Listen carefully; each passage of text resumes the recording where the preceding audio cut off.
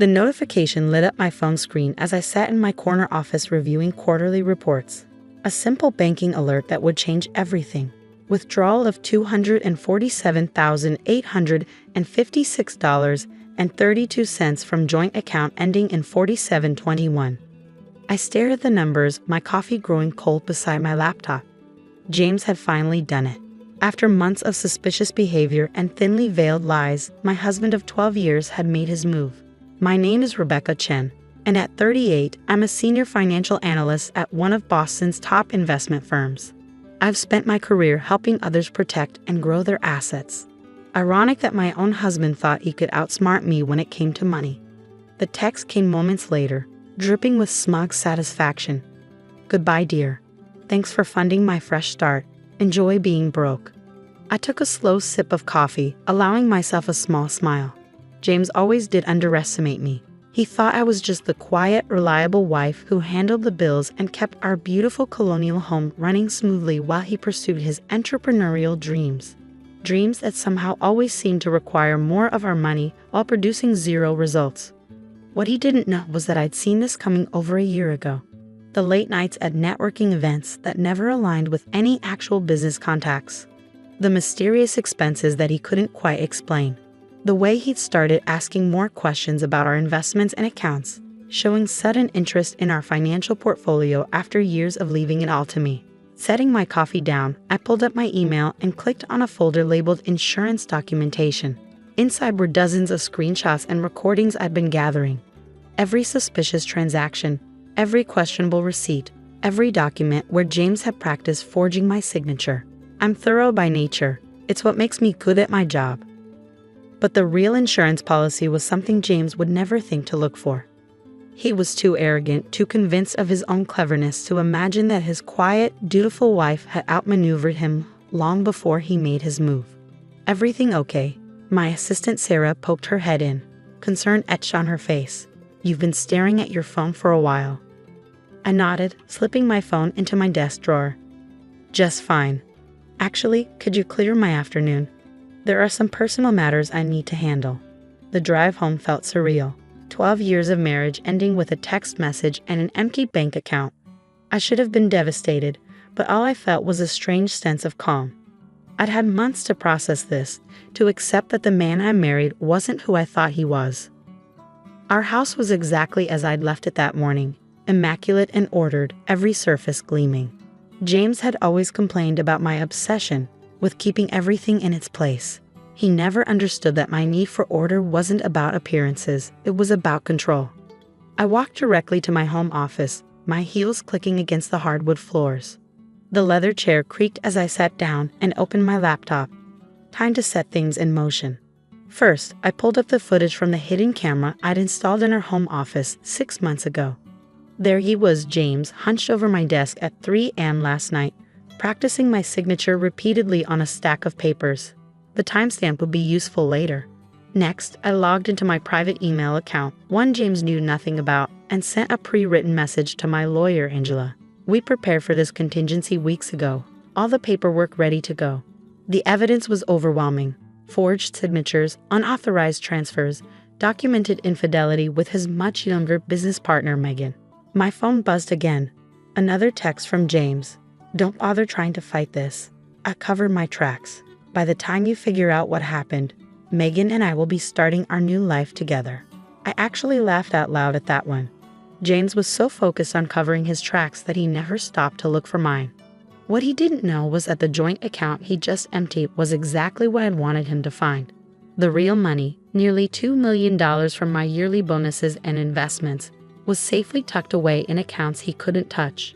I'd been quietly moving it for months, a little at a time, too gradually for him to notice. The doorbell rang, startling me from my thoughts. Through the security camera feed, I saw Angela standing on the porch, her briefcase in hand. Right on time. I came as soon as I got your email, she said as I let her in. Everything's ready to file. Are you sure you want to do this today? I led her to the kitchen, putting on a pot of coffee. No time like the present. He's probably on his way to the airport right now, feeling very pleased with himself. Angela pulled out a thick folder of documents. The forensic accountant's report is damning. The forged signatures. The unauthorized transfers, he's not just looking at a divorce, Rebecca. This is fraud. I know, I sat down across from her, smoothing my skirt. But first, let's focus on freezing his accounts. All of them. The ones he thinks I don't know about. I pulled out my own folder, bank statements, account numbers, detailed records of every hidden account James had opened over the past year. My husband wasn't nearly as clever as he thought he was, especially not with a wife who had access to some of the best financial investigators in Boston. How long have you known? Angela asked, leafing through the documents with raised eyebrows. About the affair? Almost a year. About his plan to clean out our accounts?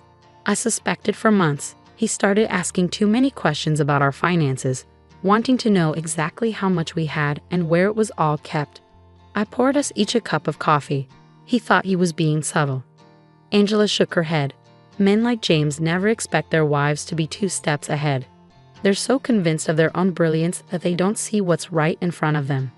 She wasn't wrong. James had spent our entire marriage treating me like I was just the dutiful wife who kept his life running smoothly. He forgot, or never bothered to notice, that I was the one who handled all our finances, who built our investment portfolio, who quietly turned his mediocre salary into a comfortable nest egg through careful planning and smart investments. My phone buzzed again. Another notification, this time from my private investigator. James and Megan had just checked in for a flight to Bermuda. First class, naturally. He was burning through my hard-earned money already. Should we tell him the accounts are frozen? Angela asked, a slight smile playing at her lips. I stirred my coffee thoughtfully. Not yet. Let him get to Bermuda first. Let him try to check into that luxury resort he booked. That's when we'll spring the trap. As Angela and I spent the next few hours going through paperwork, I couldn't help but think about how different reality was from what James imagined. He thought he was leaving me destitute, running off into the sunset with his young girlfriend and my life savings. Instead, he was walking into a carefully laid trap, one that would snap shut the moment he tried to access any of that money. The joint account he drained? That was barely a fraction of our true worth. The real assets were safe, protected, and completely out of his reach. One more thing, Angela said as she packed up her briefcase. Are you sure you want to stay in the house? You could move, start fresh somewhere else. I looked around at the home I'd spent 12 years building. Every piece of furniture, every artwork on the walls, every carefully chosen detail had been my choice, my vision. No, I said firmly. I'm not going anywhere. This is my home. James is the one who's going to learn what it means to start over from nothing. As Angela left, I poured myself a glass of wine and settled onto the patio, watching the sun set over our perfectly manicured backyard. In a few hours, James would land in Bermuda, ready to start his new life. Instead, he'd find himself stranded in a foreign country with frozen accounts and mounting legal troubles. I picked up my phone and typed out a single message. Thanks for making this so easy. Enjoy Bermuda. Then I blocked his number and turned back to watch the sunset. The real fireworks would start tomorrow, but for now, I had a quiet evening ahead of me.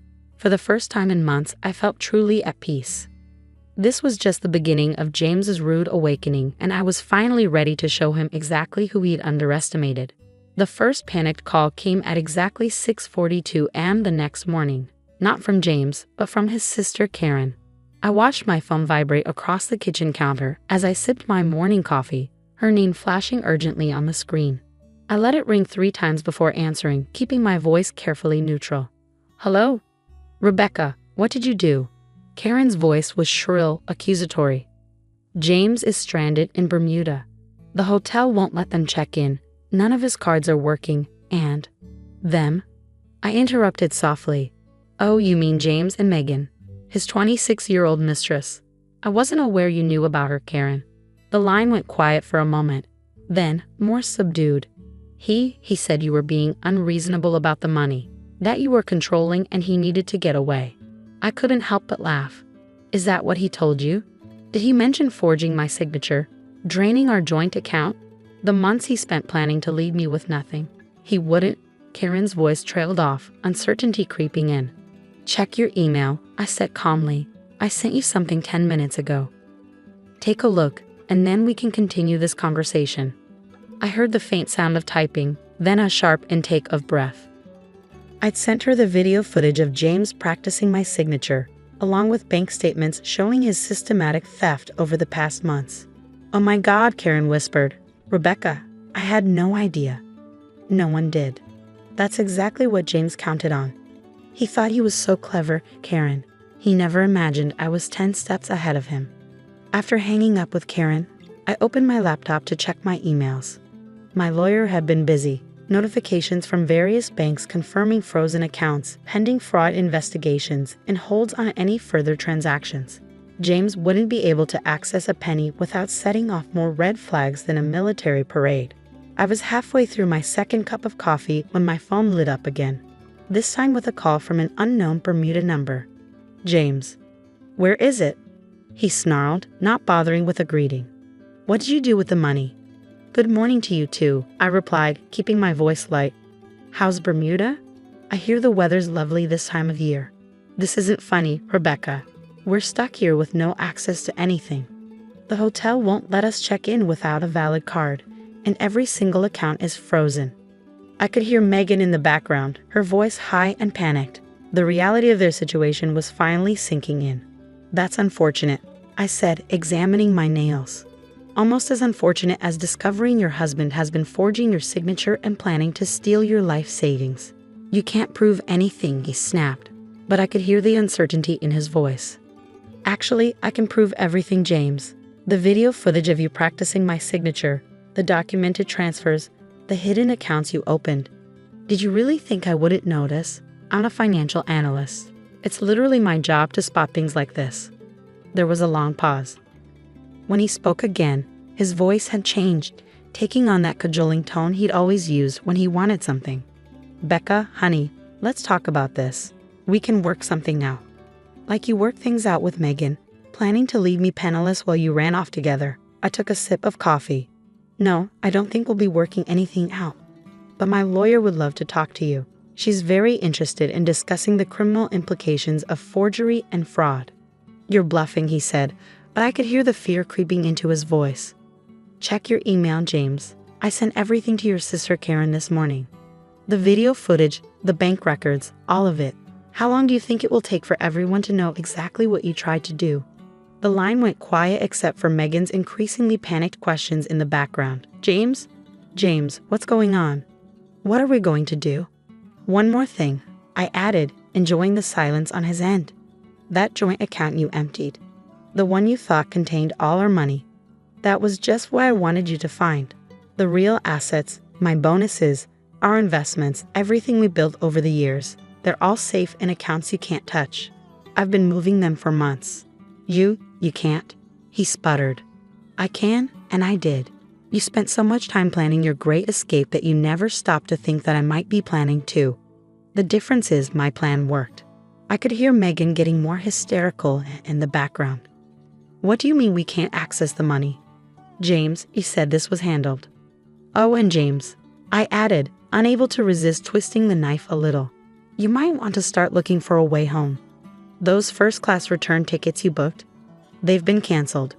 Coach might be a bit cramped, but I'm sure you and Megan will manage. That is, if you can scrape together enough for the fare." Before he could respond, I hung up. My hands were shaking slightly, but not from fear or anger. It was exhilarating, finally letting James see exactly who he'd underestimated all these years. My phone immediately started buzzing with texts. "You can't do this to me. We need to talk. Please, Becca, just hear me out." I blocked his number without reading anymore. There was nothing left to say. The next few weeks passed in a blur of legal meetings and paperwork. James and Megan had managed to scrape together enough money from her savings to get back from Bermuda in economy class, much to their dismay. They were staying at her studio apartment, a far cry from the luxury resort they planned on. Word got out quickly about what had happened. James's carefully crafted image as a successful entrepreneur crumbled as people learned the truth. His business contacts disappeared, his friends stopped returning his calls, and even his family kept their distance. Karen had been particularly vocal about her disgust with his actions. The divorce proceedings moved swiftly, backed by overwhelming evidence of James's fraud. He didn't even try to contest it. He couldn't. Not with the mountain of proof I had gathered. His only attempt at negotiation came through his lawyer, asking if I would consider dropping the fraud charges in exchange for a quick settlement. I declined. 1 month after James's failed escape attempt, I sat in my lawyer's office reviewing the final divorce agreement. The terms were exactly what we pushed for. I kept the house, my retirement accounts, and all our joint assets. James would be paying restitution for the money he'd stolen, along with my legal fees. He's lucky we didn't pursue criminal charges, Angela said, watching me sign the papers. The evidence we had could have put him behind bars. I set down the pen and sat back, feeling a weight lift from my shoulders. The loss of his reputation, his comfortable lifestyle, and every penny he tried to steal is punishment enough. Besides, I hear Megan left him last week. Apparently, living in a tiny apartment with no access to the luxury lifestyle he promised wasn't what she signed up for. Angela laughed, shaking her head. Men like James never learn. They think they're so clever, but they can't see past their own egos. You, on the other hand, she gestured at the paperwork spread across her desk. You play this perfectly. That evening, I walked through my house, legally and officially now, and felt a deep sense of satisfaction. Every room held memories, but they no longer hurt. I'd taken back control of my life in a way James never saw coming. My phone buzzed with a text from Karen. Had dinner with James today. He's miserable. Serves him right. Hope you're doing well. I smiled, typing back a quick reply. Karen had become an unexpected ally through all of this, choosing to stand by me rather than support her brother's deception. It was nice to know that some family ties were stronger than blood. 6 months later, I was sitting in my office reviewing quarterly reports. Much like I had been on the day James tried to steal our savings. But everything was different now. I was different. A notification popped up on my phone. A news alert about James. He'd been hired as a junior sales associate at a local car dealership. Quite a step down from his dreams of being a successful entrepreneur living the high life in Bermuda. I closed the alert without reading further. James's life wasn't my concern anymore. I had my own future to focus on, one that I had protected through careful planning and quiet strength. My assistant Sarah knocked on my door. Your 3 o'clock is here. The new client looking for investment advice? I nodded, gathering my papers. Send them in. As I prepared to meet with my client, I couldn't help but appreciate the irony. Here I was still doing what I'd always done, helping people protect and grow their assets. The only difference was that now everyone knew I practiced what I preached. The story of how I'd outmaneuvered my husband's attempt to steal my life savings had spread through professional circles, earning me a reputation as someone who didn't just understand money. I understood how to protect it. My client list had grown significantly, particularly among women looking to secure their financial futures. That evening, as I drove home to my peaceful house, I thought about how differently things could have turned out if I hadn't trusted my instincts. If I hadn't started planning the moment I first suspected James's betrayal. I pulled into my driveway, the security lights welcoming me home. My phone buzzed one last time, another blocked call from James. I declined it without a second thought. He'd lost the right to my attention the moment he decided to betray me. Inside, I poured myself a glass of wine and settled onto my patio, watching the sunset just like I had the night James left. But this time, there was no uncertainty, no waiting for the other shoe to drop. I was exactly where I wanted to be, in control of my life and my future. James had thought he was writing the end of our story when he drained that joint account. Instead, he'd only succeeded in showing me exactly how strong I could be. Sometimes the best revenge isn't about getting even. It's about moving forward and thriving on your own terms. And that's exactly what I had done.